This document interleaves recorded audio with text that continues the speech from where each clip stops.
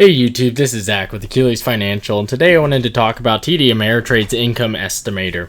This is simply a stock that showcases, based on what you own or just sample stocks that you could pull up, how much money and dividends you would receive on an annual basis. This does not include if you were to reinvest those dividend income.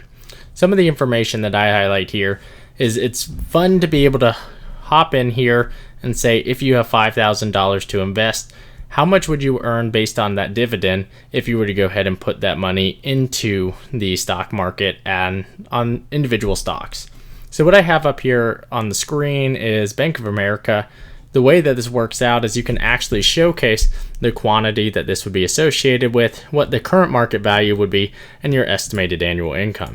You can base this off of stocks, ETFs, mutual funds, and you can actually go in and make this off of your specific portfolio if you wanted to go ahead and drop this information in here. So for example, if I wanted to drop in my stocks that pay dividends from my current list of companies that I am trying to invest in 2021, you can see that they have the next pay date, what that dividend yield will be, and the dividend per share.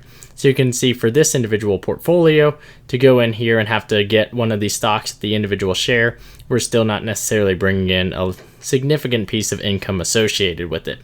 The reason why this can be fun to do, though, is as we kind of walk through this and place our bets on different companies, if I'm going to pick companies to invest in and I want to invest passively, then you have the capability to go ahead and guess companies or pull them in here and then calculate the income accordingly. So why might I choose Apple for a company? Well, I think that they are a market dominant player and they're going to continue to grow. Well, that would require me to get $12,690 worth of Apple to get 100 shares, and that would produce $88 in income. Now keep in mind, for most of us, if we're looking at dividend investing, it's because we want that income. Generally speaking, you're going to be looking more towards retirement or in an income-based portfolio, not necessarily a lot of growth. However, someone like myself is very growth heavy, but my initial portfolio allocation was originally built around having some form of dividend income. So instead of choosing Apple, I may choose something like a Bank of America if I'm looking for dividend income, which currently pays a dividend of 1.71%, which is nearly 3 times the same price as Apple. So what that would look like is if I were to invest that same $12,000, that would actually come through at that same amount, so right at $87 less, I would be getting $216 worth of annual income. Theoretically speaking, instead of taking that in cash, which would be paid on a quarterly basis, so in June I would get $54, September I would get $54, so on and so forth, generally speaking, you would use this to buy additional shares.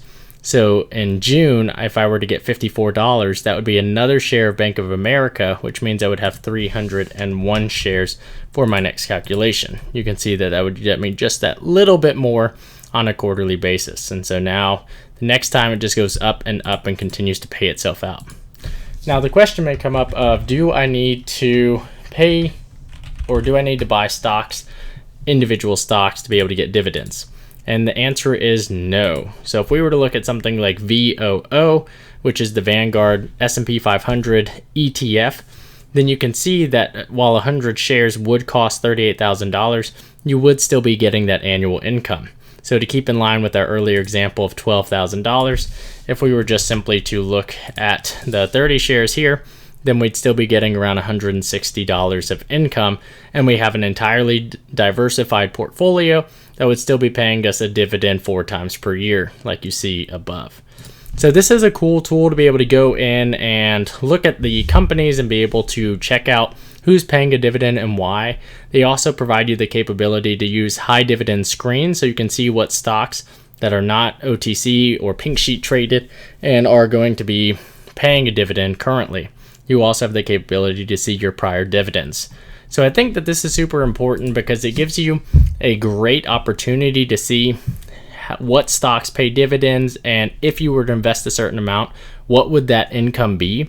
The key thing to think about here is, pending any news from the company, you will get this dividend of $161 a share, whether the stock is currently trading at, so if I were to look at this on a 1 basis, whether the stock is trading at $384 a share or $200 a share.